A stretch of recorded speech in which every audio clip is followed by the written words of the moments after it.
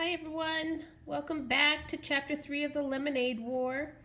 I'm not outside because it's too windy and it was making too much noise in my phone. So instead I'm inside, but I have a couple of friends. That's Flynn. And then back there is Puppers. His name's actually Mumford, but we call him Puppers.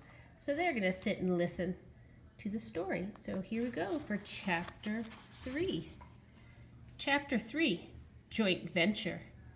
Joint venture, noun, two or more people joining forces to sell a certain amount of goods or to work on a single project. When the goods are sold or the project is finished, the joint venture ends. What do you think the joint venture is that they're talking about here? Think about it. Your sister is really... Shut up, said Evan. Huh? Just shut up. She's okay. She doesn't... Look. She's okay, so just shut up. You okay? Said Scott, holding up his free hand to show he meant peace. Evan was getting abused on both sides. Hi guys! The heavy cooler was banging against his inside leg with every step, and the plastic chairs were scraping against his outside leg. Bruised and bloodied, he thought to himself, all for the fun of hanging out with Scott Spencer. Why couldn't Jack have been home, or Ryan? And why did Adam have to be on the Cape this week? It stunk. How far are we walking? Grunted Scott. Just to the corner. Evan watched as drops of sweat fell off his face and landed on the hot sidewalk. We should have stayed in the driveway. It was shaded. The corner's better, trust me, said Evan. He remembered when Jessie had said the same words to him last summer. They were setting up a lemonade stand together, and Evan had been grumbling about dragging the cooler across the street and down 2 houses, just like Scott. But Jessie had insisted. There's sidewalk on this side, she'd said, so we get the foot traffic coming in both directions, and people in cars coming around the curve will have time to see us and slow down. Besides, there's a bunch of little kids on the side street and their mothers won't want them crossing Damon Road. The corner's better, trust me. And she was right. They'd made a ton of money that afternoon. It took 10 seconds to set up the lemonade stand. Evan unfolded the chairs and set one on each side of the cooler. Scott tilted the sign toward the street for maximum effect. Then they both sat down. Man, it is hot, said Evan. He took off his baseball cap and wiped the sweat from his face with his shirt. Then he grabbed an ice cube from the cooler, balanced it on his head, and stuck his cap back on. Yeah, said Scott, I'm thirsty. He reached into the paper bag and pulled out a cup. It was one of those large red plastic cups that vendors use at professional baseball games. Then Scott took one of the pitchers from the cooler and filled up the cup to the brim with lemonade. Hey, not so much, said Evan, pouring himself a cup too, but only part way. He glugged down half. Here we go. Dog chewing, dog sleeping. Everyone's doing their thing. His drink. Not bad, he thought, though he noticed a dead fruit fly floating on the top. His mom had been battling a mad fruit fly infestation ever since the weather had turned really warm. The kitchen sink area where they kept their fruit bowl was dotted with tiny, feathery fruit fly corpses.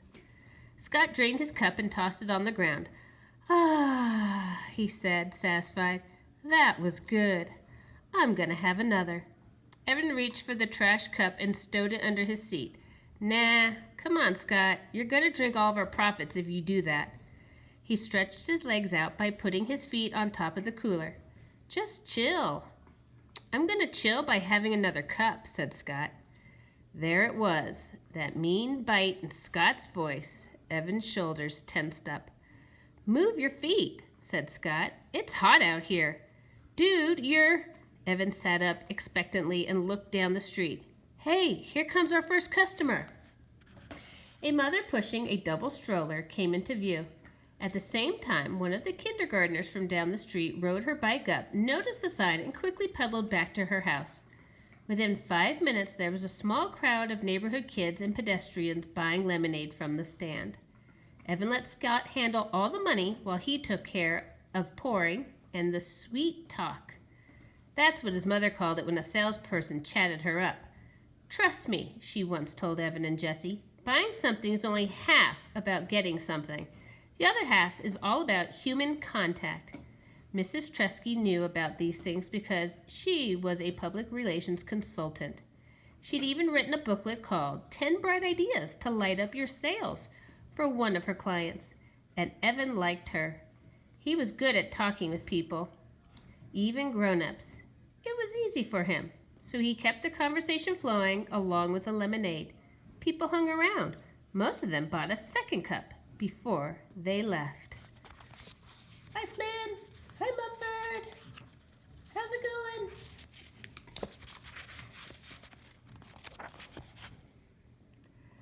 Evan was so busy he almost didn't notice Jessie flying out of the garage on her bike and riding down the street toward town. Good riddance, he thought, but at the same time he wondered where she was going. During a lull in business, Evan walked all around the stand, picking up discarded plastic cups. Scott sat in his chair, jingling the coins in his pocket. Man, we're going to be so rich, said Scott. I bet we've made $5 already. I bet we made 10. How much do you think we made? Evan shrugged. He looked at the stack of used cups in his hand and counted the rims. 14. They'd sold 14 cups so far, and each cup of lemonade cost 50 cents. Evan heard Mrs. DeFazio's voice in his ear. Mrs. DeFazio had been his third-grade teacher, and she'd done everything she could to help Evan with his math. If 1 cup of lemonade sells for 50 cents, and you sell 14 cups of lemonade, how much money have you made? Word problems. Evan hated word problems. And this one was impossible anyway. He was pretty sure the right equation was 40 times 50 equals. But how was he supposed to solve that? That was double-digit multiplication. There was no way he could do a problem like that. And besides, some of those 14 people had bought refills but used the same cup. How many? Evan didn't know. Still, he knew they'd made a pretty good amount of money. That estimate was close enough for him. How much do you think we could make if we sold it all? Asked Scott. I don't know, said Evan. Maybe $20?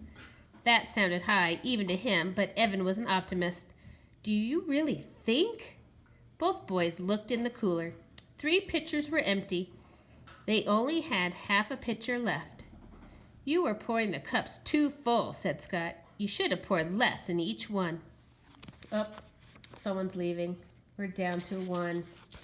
But wait, he might return. There he is. We'll see if he comes back. You're the one who brought the huge plastic cups. You could fill a gallon in one of those, said Evan. Besides, I wasn't going to be chintzy. They're paying a whole $50 for it. They deserve a full cup. And anyway, we can just go home and make more. My mom has cans of lemonade in the freezer. So go home and make more, said Scott. Oh, yes, Your Majesty, oh High Commander, Your Infiniteness. Why don't you go make it? 'Cause I'm chillin', said Scott, leaning back in his chair with a stupid grin on his face. Evan knew he was just joking, but this was exactly why he didn't like Scott. He was always thinking of himself, always looking for some way to come out on top. If they were playing knockout, Scott always came up with a new rule that helped him win. If they were doing an assignment together, Scott always figured out how to divide it so he had less work to do. The kid was a weasel. No 2 ways about it. But everyone else was out of town. Evan didn't want to spend the day alone, and Jessie was on his poop list, as Mom called it, when the dog did something he wasn't supposed to do. Evan might never play with Jessie again. Evan crossed the street and went into the house. He was surprised to find that there were no more cans of lemonade in the freezer. Wow, there have been so many this morning. Luckily, there was a can of grape juice in the freezer and a bottle of ginger ale in the fridge. It'll work, he thought. People just want a cold drink. They don't care if it's lemonade. He mixed up the grape juice at the sink. The fruit flies were more out of control than ever, thanks to the lemonade the boys had dribbled on the countertop. Evan swatted a couple, but most of them drifted out of his reach and settled on the fruit bowl. He wished his mother believed in chemical warfare. But for Mrs. Tresky, it was all natural or nothing. Usually nothing. When he went back outside to the lemonade stand, Evan noticed that the last pitcher was upside down on the cooler. "Aw, come on, Scott," he said. "What? It was hot, and you said you could always make more." Hey, someone came back. Hi, Flynn. Hi, puppers. "Yeah, well, we didn't have as much in the house as I thought. I've got grape juice and ginger ale." "I hate ginger ale," Scott said. "I wouldn't give you a penny for it." It turned out that a lot of people felt the same way. Business was definitely slower. The day got hotter, the sun beat down on them so ferociously, it was easy to imagine the sidewalk cracking open and swallowing them whole. Fanning himself, Evan asked, "How much money do you really think we could make?" "I don't know," said Scott, pushing his baseball cap down over his eyes. "I mean, on a hot day like this," Evan said, silently adding the words, "or tomorrow. If we sold 8 pitchers of lemonade, what do you think we'd each make?" 8 pitchers? "I don't know." Scott shook his head. His baseball cap face wagged back and forth. "Too hot for math, and it's summer." Evan pulled the red pen out of his pocket and started to write on the palm of his hand. 8 times question mark. 8 times 50 question mark. Divided by 2 question mark. That didn't seem right. Jessie would know. She'd do that math in a second. Evan capped the pen and jammed it into his pocket. "But I bet it's a lot," said Evan. "I bet on a hot day like this we could actually make some real money in the lemonade business." "Yeah," said Scott. "Then we'd be rich, and I'd get an Xbox, the new one, with the dual controls." "I'd get an iPod, said Evan. He'd been saving for one for over a year, but every time he had some money put away, well, it just disappeared. Like the $10 from Grandpa, or the $10 from Grandma. She'd even written in her card, "Here's a little something to help you get that music thing you want." But the money was gone.